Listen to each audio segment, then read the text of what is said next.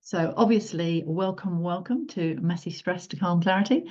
If you want to chat to me, you can chat in the chat box, or you can unmute yourself and share if you want to. As I just said, this is being recorded, so don't share anything that you don't want to go out on the recording. So I'm first of all just going to kick off with what messy stress looks like. So lots of what I'm hearing from a lot of people at the moment is a sort of a bunch of things around these. And please, share your experiences in the chat. What's causing you the biggest stress right now, if you could put your finger on it? Is it the global chaos, climate change, suicide rates, politics, people doing seemingly confusing, strange things globally, the feeling of a lack of control or a lack of input? These things cause lots of problems because they're outside of our circle of influence, as Stephen Covey would put it. They're things that we can't directly touch, and so they cause us lots of stress. Work overload is another one where you've got so many things coming in, you just can't get it all done. I do remember when I started work, you could get everything done. You had a tick list of things to do and you could get them all done in a day. That's long ago not been the case. Welcome to those of you that are just joining. As I said, do feel free, this is being recorded, so do feel free to put your comments in the chat box. Don't comment online unless you want to be heard online.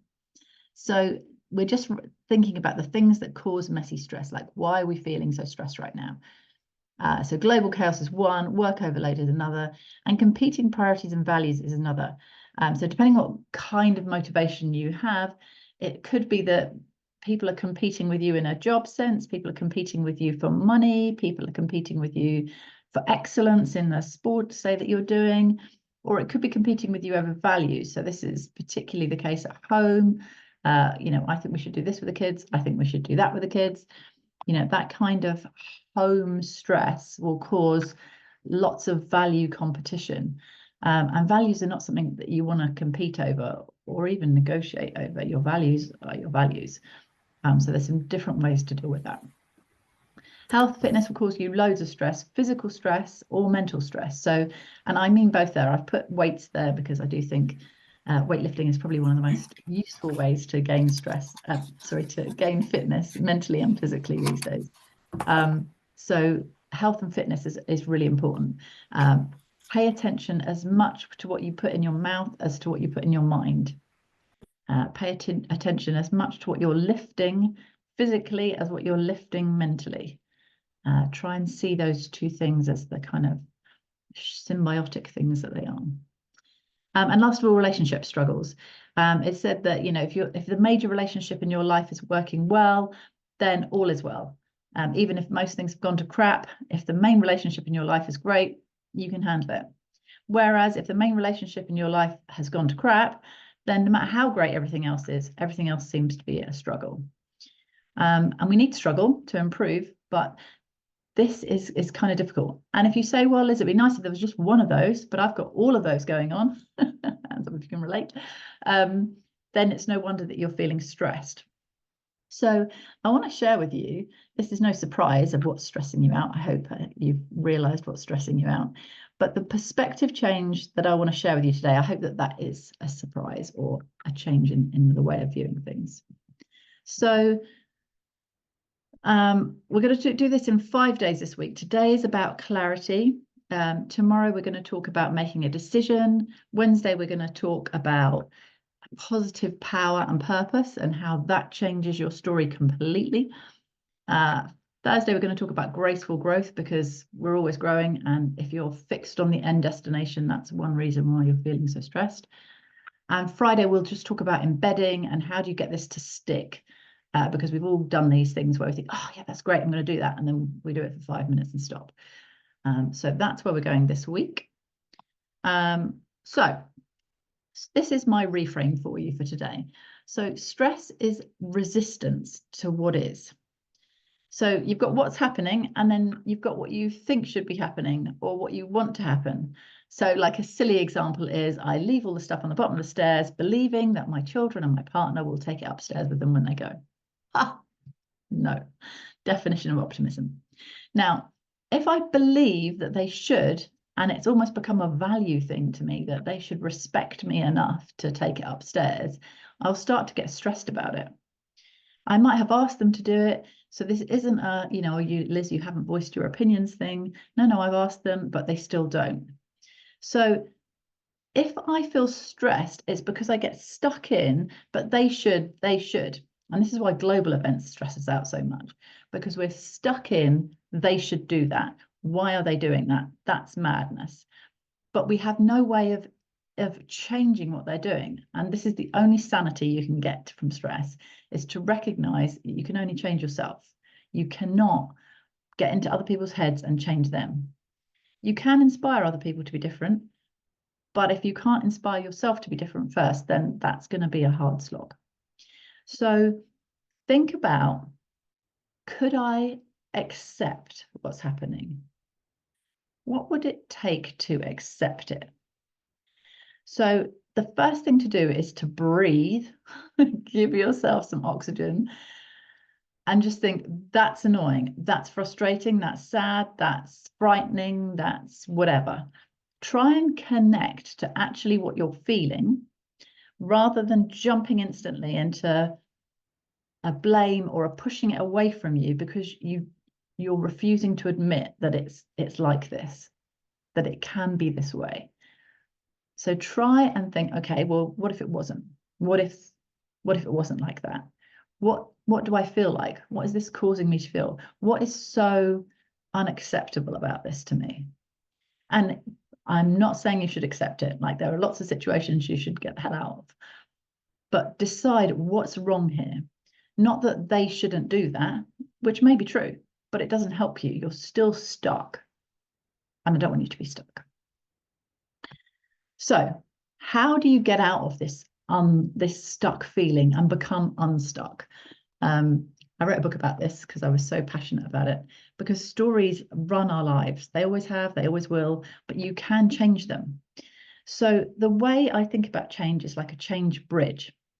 And lots of my clients come to me and they think their problem is that they haven't motivated themselves to get to the other side of the bridge, or they don't know where the bridge is or how to cross the bridge, if we're using this analogy. But actually, the trouble is that you won't admit where the bridge starts. And that's this stress feeling. If you consider that I'm trying to get to Birmingham, say, and you say, okay, Liz, well, where are you now? And I'll give you some directions. And I say, I don't feel very good about where I am now, so I'd rather not say. Okay, can you tell me roughly where in the country you are, Liz? And then I can, direct you towards the nearest motorway. You can look for some signs there. No, I don't want to tell you where I am in the country. It doesn't feel good. Can you see how nobody, even with the best will in the world, can get me to where I want to go if I won't accept where I am?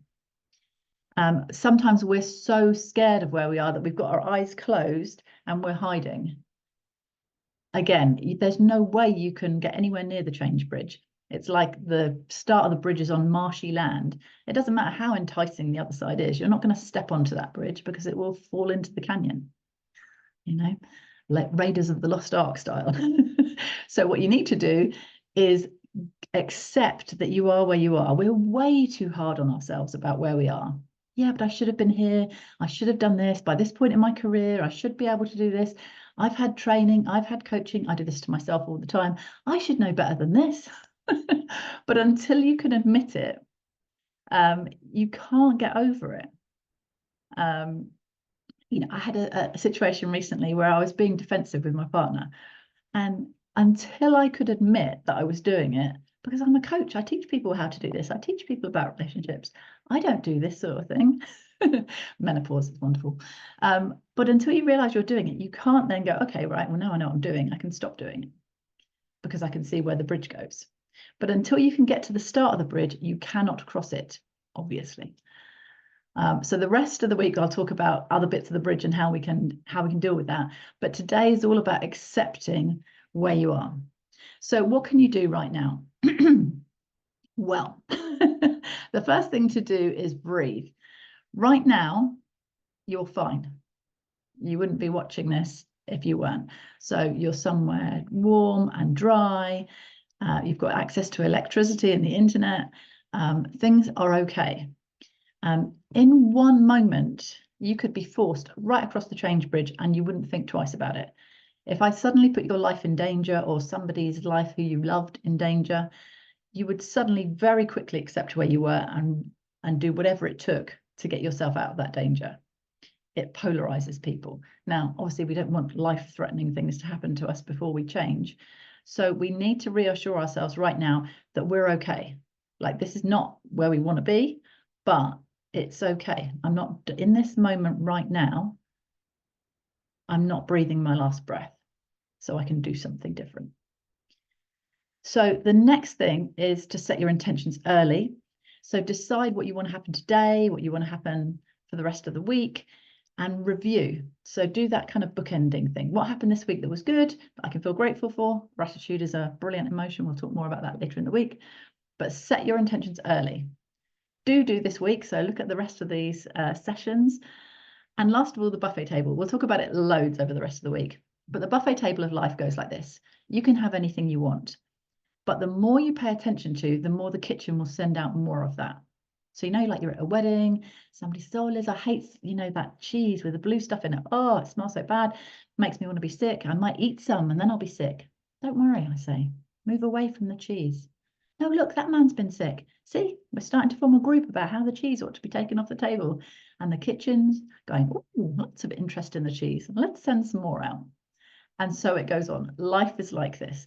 The more you pay attention to the horrible stuff you don't want to see, the more of it you get. The more you tell yourself, I'm stressed, people ignore me, I don't get recognition, the more it happens. So you need to start focusing on what you do want. That's how the buffet table works. Loads more about that, particularly Wednesday, Thursday. So breathe, set your intentions early, show up for the rest of the week, and remember the buffet table. Focus on the things that you would like more of from the kitchen, not the things you hate. Any questions in the chat? Otherwise, that wraps up our quick 15 minutes to bust stress. I'm just having a look in the chat here. No, everybody seems good, or I spoke so fast that you didn't take it in at all. Okay, so we're going to spend all of Friday anyway with your questions on how do you implement this. But if you've got no more questions, we will call it a wrap. And thank you very much. Hopefully I'll see you tomorrow. Take care, everyone. Bye.